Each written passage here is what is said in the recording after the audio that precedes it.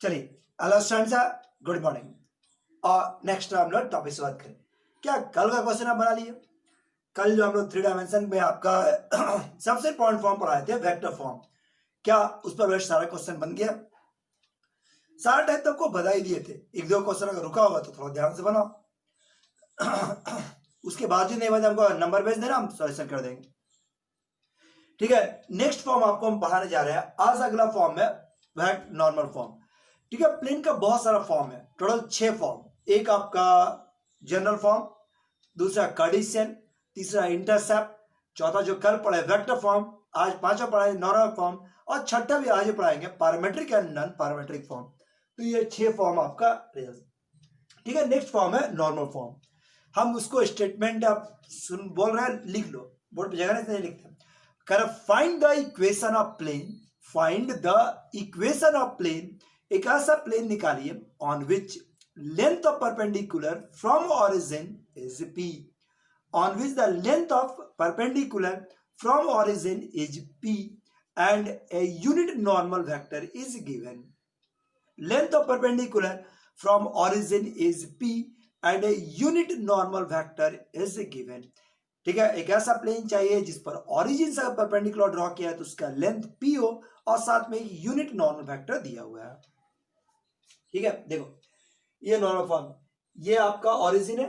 Origin यहां से अगर हम प्लेन पर परपेंडिकुलर ड्रॉ करें तो ये फिगर दिखा रहे हैं। ठीक है, इसका लेंथ कितना है p, और इस दिशा में एक यूनिट नॉर्मल वेक्टर आपको मालूम है। प्लेन पर एक यूनिट नॉर्मल वेक्टर, ये आपस में पैरेलल है, यानी ये भी p के दिशा n की दिशा में होगा। हम इसी बात का फायदा ले रहे हैं। देखो ध्यान से, ये दोनों वेक्टर पैरेलल है, इस साथ में इसका मैग्नीट्यूड p है, इस दिशा में यूनिट वेक्टर n कैप है। तो OM को क्या लिखा सकते हैं? Equation of the normal vector whose magnitude is p, whose magnitude is p and perpendicular to the plane OM। ठीक है बस, और OM से परपेंडिकुलर है, या perpendicular to the plane, perpendicular to the plane, perpendicular to the plane. ठीक है, is OM। अच्छा, ये इज OM, उसी को हम OM मान लेते हैं। ये नाम कौन हुआ? OM। सो OM को क्या लिख सकते हैं? P into n cap. OM बराबर P इंटू एन कैप। अब कल वाला थियोरी से निकाले, कल वाला से ही निकला हुआ है ना। Equation of the plane, equation of the plane passing through, now equation the plane passing through m, passing through m, passing through m, जिसका पोजीशन वेक्टर क्या हो गया? OM and perpendicular to, and perpendicular to OM is क्या हो जाएगा? r dot n बराबर a dot n होता है। तो यहां पर क्या हो जाएगा? r का r, n क्या है? तो परपेंडिकुलर वेक्टर, यहां पर कौन सा हो गया? OM। सो r डॉट OM बराबर a भी OM है और परपेंडिकुलर वेक्टर भी OM है। सो r डॉट इसका वैल्यू क्या लिख सकते हैं? P इंटू एन कैप, और ये हो गया P into n cap dot P into n cap, लो एक तो P कैंसिल।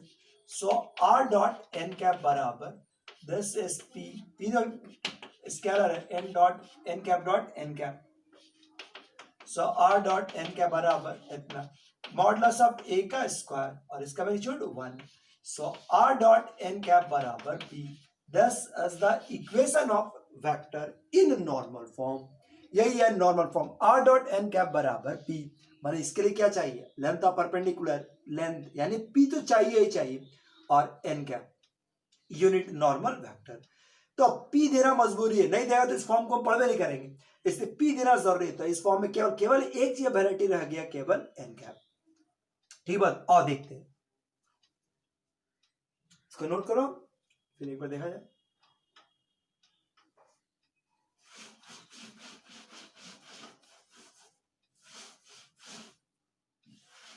सिंपल फॉर्म है, सिंपल सा फॉर्म। जैसे क्या बोला जाएगा?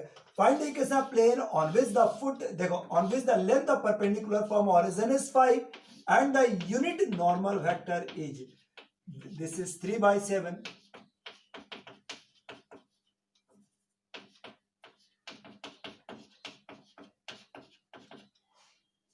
देखो एक ऐसा प्लेन चाहिए, find the equation of plane on which the length of perpendicular from origin is 5 and the unit normal vector is 3/7i minus 6/7j और 2/7k। सो आर डॉट बताओ इक्वेशन ऑफ प्लेन क्या हो जाएगा, आर डॉट एन कैप बराबर R dot n cap हो गया, सो R dot n cap बराबर 3/7 i, this is -6/7 j और 2/7 के बराबर p का value 5, this is the required answer. So अब p देना जरूरी है, n क्या देगा तो आराम से इक्वेशन ऑफ प्लेन लिख सकते हैं। लो एक टॉपिक बना लो, find the equation of plane on which the length of perpendicular from origin is 4। एक ऐसा प्लेन चाहिए जिस पर ओरिजिन से परपेंडिकुलर ड्रॉ किया जाए, तो इसका लेंथ 4 है and the unit normal vector is this is 1/3 i/3, this is 2/3 j और 2/3 k। सो बताइए आपका प्लेन का इक्वेशन निकालना, find the equation of plane on which the length of perpendicular from origin is 4 and the unit normal vector is this one। बताओ plane का equation क्या हो जाएगा, r dot n cap i/3, this is 2/3 j और 2/3 के बराबर 4, this is the equation of plane in normal form। बस इतना ही है नॉर्मल फॉर्म। बोलो या तो ठीक है, तो प्लेन फॉर्म दिया रहेगा तो आराम से निकाल लीजिएगा। मैंने इसके लिए लेंथ ऑफ परपेंडिकुलर देना मजबूरी है, उसका पी जो देना जरूरी है, बचा केवल थोड़ा बहुत वैरायटी हो सकता है एन में, एन कैप निकालने में। तो एन कैप निकालने का तरीका दे सके आपको क्वेश्चन वैरायटी बना सकता है। और देखते हैं कितना तरीका का क्वेश्चन पूछा जा सकता है, ठीक है, कितना तरीका से क्वेश्चन पूछा जा सकता है। चलिए इंटरेस्ट लेते हुए मन लगाते हुए स्टार्ट किया जाए कि कितना तरीका से आपसे क्वेश्चन पूछा जा सकता है। चलिए स्टार्ट करें। पहला क्वेश्चन क्या बोला, find the equation of plane. एक ऐसा प्लेन चाहिए on which the length of perpendicular from origin is 3 and the unit normal vector n cap is given। बोलो बराबर बस इसी से formula r dot n cap बराबर p, r dot n cap बराबर p, फॉर्मूला बढ़ाइए answer निकालिए। दूसरा क्वेश्चन में आओ, find the equation of plane on which the length of perpendicular from origin is 4 and the normal vector is given। Normal vector दिया हुआ है, this is 3i, this is 4j और -5k या 5k। बोलो आपसे बनेगा, अगर आर दिया हुआ है, पी दिया हुआ है और एन दिया हुआ है, तो क्या आप एन कैप नहीं निकाल लेंगे? तुरंत आप एन कैप निकाल लीजिएगा। एन कैप निकालने का तरीका n divide by modulus of n, n divide by modulus of n. इस फॉर्मूला से आप एन कैप निकालेंगे। पी मालूम 4 है, एन कैप निकल गया, now equation of plane can be written. ठीक है, नाउ इस प्रकार से find the equation of plane. एक ऐसा प्लेन चाहिए on which the length of perpendicular from origin is 7 and the direction ratio of the normal vector is given. बोलो क्या आपसे बनेगा, नॉर्मल वेक्टर से डायरेक्शन रेशियो से नॉर्मल वेक्टर, डायरेक्शन रेशियो से नॉर्मल वेक्टर, डायरेक्शन रेशियो 3 4 5 है तो normal vector 3i 4j 5k हो गया। सो डायरेक्शन रेशियो से नॉर्मल वेक्टर, नॉर्मल वेक्टर से एन कैप से इक्वेशन ऑफ प्लेन। ठीक है, find the equation of plane. एक ऐसा प्लेन चाहिए on which the length of perpendicular from origin is 4 and the direction cosine of the lines are given. Direction cosine दिया हुआ, तो बोलो आपसे बोले डायरेक्शन कोसाइन के बाद से डायरेक्शन रेशियो से नॉर्मल, नॉर्मल से एन कैप से इक्वेशन ऑफ प्लेन। फिर से डायरेक्शन कोसाइन दिया हुआ, डायरेक्शन कोसाइन से डायरेक्शन रेशियो से नॉर्मल वेक्टर, नॉर्मल से एन कैप से इक्वेशन ऑफ प्लेन। सो आराम से लिख सकते हैं, एकदम ध्यान पर हटाइए नहीं, जरा सा भी कॉन्फिडेंस की गहराई नहीं, एकदम आप कैपेबल है और कर लीजिएगा, आपसे हो जाएगा। जहां स्लो ये तो नहीं बनेगा। Find the equation of plane on which the length of perpendicular from origin is 7 and this line makes an angle 60 degree, 45 degree and 60 degree with the axis। बोलो बरेगा बस, एंगल दिया हुआ, एंगल के मतलब से डायरेक्शन कोसाइन से direction ratio से normal से एन कैप और देन प्लेन के इक्वेशन। मतलब एक कड़ी है। जब एग्जामिनेशन में अगर नर्वस होते हैं तो आप लिख लीजिएगा पैराग्राफ में कि सबसे पहले एंगल के मतलब से डायरेक्शन कोसाइन से डायरेक्शन रेशियो से नॉर्मल से n cap and then equation of plane. क्या बड़ा होने का चांस ही नहीं है।